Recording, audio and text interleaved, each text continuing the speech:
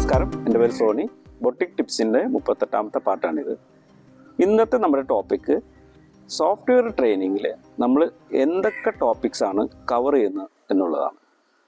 സാധാരണയായിട്ട് എല്ലാവരും വിളിച്ച് ചോദിക്കുന്ന ഒരു കാര്യമാണ്, നമ്മൾ ഈ സോഫ്റ്റ്വെയർ ട്രെയിനിങ്ങിൽ എന്തൊക്കെയാണ് നമുക്ക് പഠിക്കാനുള്ളത്, ഏതൊക്കെ ടോപ്പിക്കുകൾ കവർ ചെയ്യും എന്നുള്ളതാണ്.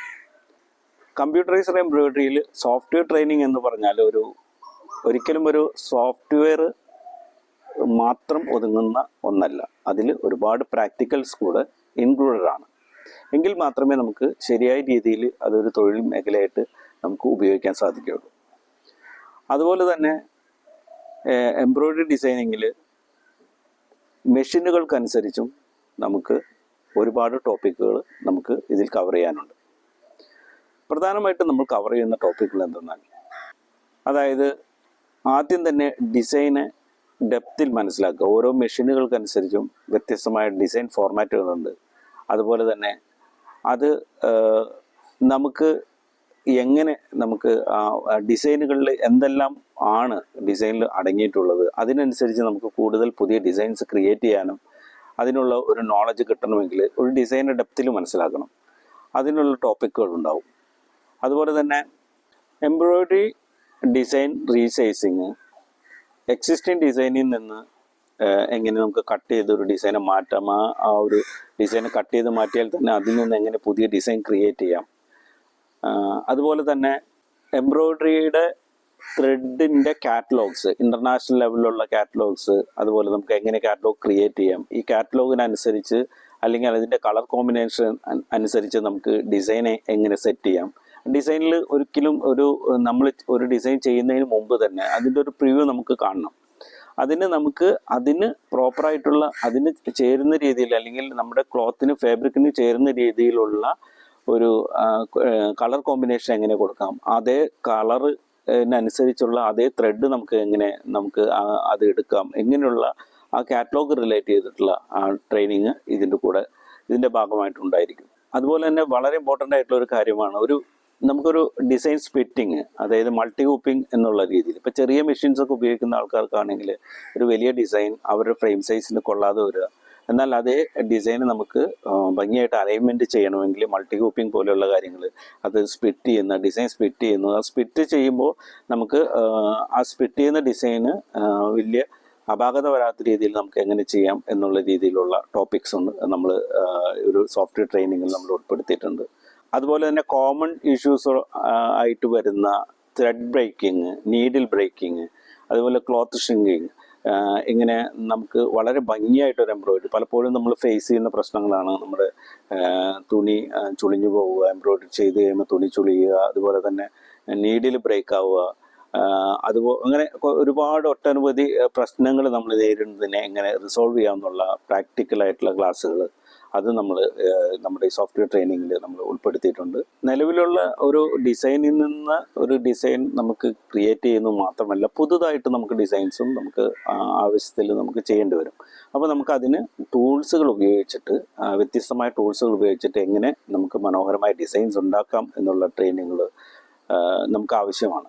അപ്പോൾ അത് നമ്മൾ കവർ ചെയ്യുന്നുണ്ട്. അതിൽ തന്നെ നമുക്ക് നെക്ക് ഡിസൈനിങ്, അതുപോലെ ലോഗോ ഡിസൈനിങ്, അതുപോലെ appliqué work, cut work designing, അതുപോലെ ഫോട്ടോ സ്റ്റിച്ചിങ് എന്ന് പറഞ്ഞു കഴിഞ്ഞാൽ നമുക്ക് ഫോട്ടോയിനെ എംബ്രോയിഡറി ആക്കുന്നത് ഏറ്റവും കുറഞ്ഞ സ്റ്റിച്ചുകളിൽ നമുക്ക് എങ്ങനെയാക്കാം എന്നുള്ള ഫോട്ടോ എംബ്രോയിഡറി. അതുപോലെ തന്നെ മിറർ വർക്ക്, നമുക്ക് കമ്പ്യൂട്ടറൈസ്ഡ് എംബ്രോയിഡറി മെഷീൻ വെച്ച് എങ്ങനെ ഫിക്സ് ചെയ്യാം, അത് ഉപയോഗിച്ചിട്ട് ചെയ്യുന്ന ടെക്നിക്കുകൾ, അതിൻ്റെ പ്രാക്ടിക്കലായിട്ടുള്ള സൈഡുകൾ. അതുപോലെ sketches and free hand drawing. ഇപ്പം നമുക്ക് ഫ്രീ ഹാൻഡായിട്ട് വരയ്ക്കാൻ അറിയുന്ന ഒരാളാണെങ്കിൽ എങ്ങനെ സോഫ്റ്റ്വെയർ ഉപയോഗിച്ച് ഡയറക്റ്റ് നമുക്ക് എംബ്രോയിഡറി ആയിട്ട് ഡ്രോ ചെയ്യാൻ സാധിക്കും.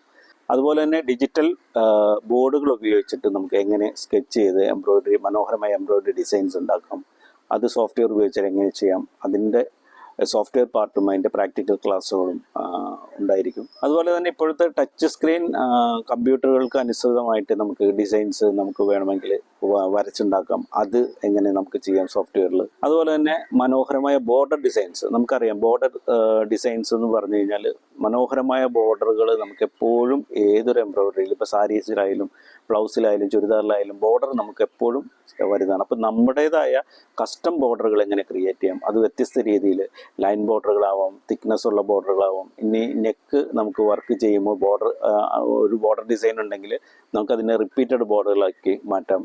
അതെങ്ങനെ ചെയ്യാം. അതുപോലെ തന്നെ സ്കാലപ്പ്, ഏറ്റവും കൂടുതൽ നമുക്ക് നാട്ടിൽ ആവശ്യം വരുന്നതാണ് സ്കാലപ്പ് എംബ്രോയിഡറി. അത് വ്യത്യസ്ത രീതിയിലുള്ള വ്യത്യസ്ത സൈസുകളിലുള്ള സ്കാലപ്പ് എംബ്രോയിഡറി ചെയ്യാം. സ്കാലപ്പിൻ്റെ അകത്ത് എങ്ങനെ ഒരു ഡിസൈൻ ആഡ് ചെയ്തിട്ട് എങ്ങനെ ചെയ്യാം, അതെങ്ങനെ അലൈൻമെൻറ്റ് ചെയ്യാം. ഷോളുകളിൽ അങ്ങനെ വ്യത്യസ്ത ഫാബ്രിക്കുകളിൽ എങ്ങനെ സ്കാലപ്പുകൾ ഭംഗിയായി ചെയ്യാം, അത് കോർണർ സ്കാലപ്പ് എങ്ങനെ ചെയ്യാം. അങ്ങനെ ഒരുപാട് സ്കാലപ്പുകൾ റിലേറ്റ് ചെയ്തിട്ടുള്ള ഒരുപാട് പ്രാക്ടിക്കലും അതിൻ്റെ ഡിസൈനിങ് പാർട്ടുകളും ഉണ്ടായിരിക്കും. അതുപോലെ തന്നെ hand embroidery style embroidery design എങ്ങനെയാണ് നമുക്ക് ഉണ്ടാക്കാം. അതുപോലെ തന്നെ ഫ്ലവർ അങ്ങനെയുള്ള കാര്യങ്ങളിലുള്ള ഷെയ്ഡഡ് ഡിസൈൻസ് എങ്ങനെ നമുക്ക് ചെയ്യാം. അത് മനോഹരമായ ഷെയ്ഡുകൾ ഉള്ളിൽ നിന്ന് വരുന്ന ഷെയ്ഡ്സ് എങ്ങനെ നമുക്ക് ചെയ്യാൻ സാധിക്കും. അങ്ങനെയുള്ള പാർട്ടുകൾ നമ്മൾ കവർ ചെയ്യുന്നുണ്ട്. അതുപോലെയുള്ള ഡിഫറെൻ്റ് ആയിട്ടുള്ള എഫക്ട്സ് നമുക്ക് ചെയ്യാൻ സാധിക്കും. അതുപോലെ തന്നെ ക്രോസ് സ്റ്റിച്ച് എംബ്രോയിഡറി, കസൂട്ടി എംബ്രോയിഡറി, അതുപോലെ തന്നെ ബ്ലാക്ക് വർക്ക് എംബ്രോയിഡറി, ഇങ്ങനത്തെ ട്രഡീഷണൽ എംബ്രോയിഡറികൾ എങ്ങനെ സോഫ്റ്റ്വെയർ ഉപയോഗിച്ചിട്ട് ചെയ്യാം എന്നുള്ള ടോപ്പിക്കുകൾ. അതുപോലെ തന്നെ ലേസ് എംബ്രോയിഡറി, അതും നമുക്ക് ആവശ്യം വരുന്ന ഒരു എംബ്രോയിഡറി ടോപ്പിക്കാണ്. അതുപോലെ ഗൗൺ എംബ്രോയിഡറി, നെറ്റ് ഫാബ്രിക്കുകളിൽ എങ്ങനെ എംബ്രോയിഡറി ചെയ്യാം, അതിൻ്റെ പ്രാക്ടിക്കൽ സൈഡുകൾ. അതുപോലെ ടീഷർട്ട് പോലെയുള്ള ടീഷർട്ടിലുള്ള എംബ്രോയിഡറി, അതുപോലെ ലോഗോസ്, ടീഷർട്ടിൽ എങ്ങനെ ലോഗോ ചെയ്യാം, ടീഷർട്ടിൽ എങ്ങനെ മനോഹരമായ എംബ്രോയിഡറികൾ ചെയ്യാം. അതേപോലെ തന്നെയുള്ള ഫാബ്രിക്കുകൾ, ഇപ്പോൾ നിറ്റഡ് ഫാബ്രിക്കിൽ എങ്ങനെ എംബ്രോയിഡറി ചെയ്യുമ്പോൾ ശ്രദ്ധിക്കേണ്ട കാര്യങ്ങൾ, അതിൻ്റെ ഡിസൈനിങ് പാർട്ട്, അതിൻ്റെ പ്രാക്ടിക്കൽ പാർട്ട് എന്നുള്ളത് നമ്മൾ ഇതിൽ ഉൾപ്പെടുത്തുന്നുണ്ട്. അതുപോലെ തന്നെ വ്യത്യസ്ത എംബ്രോയിഡറി എഫക്റ്റുകളായ 3D എംബ്രോയിഡറി, അതുപോലെ പാച്ച് വർക്ക് എംബ്രോയിഡറി, അതൊക്കെ നമുക്ക് ഓരോരുത്തരും ബിസിനസ്സായിട്ട് ചെയ്യുന്നതാണ്. അതുപോലെ തന്നെ ക്യാപ്പിലുള്ള എംബ്രോയിഡറി, ഇതുപോലെയുള്ള എംബ്രോയിഡറികൾ എങ്ങനെ ചെയ്യാം. അതുപോലെ ലേറ്റസ്റ്റ് ടെക്നോളജി ആയിട്ടുള്ള ഷെനൈൽ എംബ്രോയിഡറി, അതുപോലെ ബീഡ്സ് എംബ്രോയിഡറി, ബീഡ്സിൻ്റെ സിംഗിൾ ബീഡ്സ് ആവാം, ഡുവൽ ബീഡ്സ് ആവാം.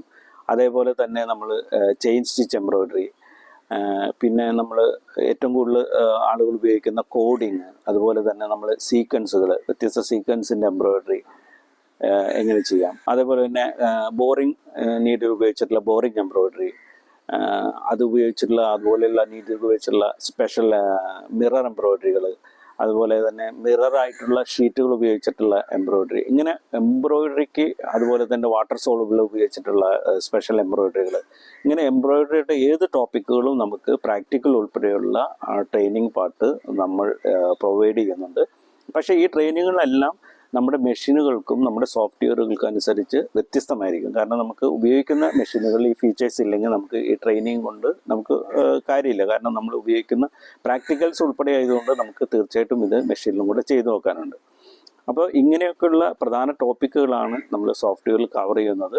അതുപോലെ തന്നെ അതിലുള്ള പ്രാക്ടിക്കലും അതാണ്. പലരും ചോദിക്കുന്നതുകൊണ്ടാണ് ഞാൻ ഈ ഒരു വീഡിയോ ചെയ്തത്.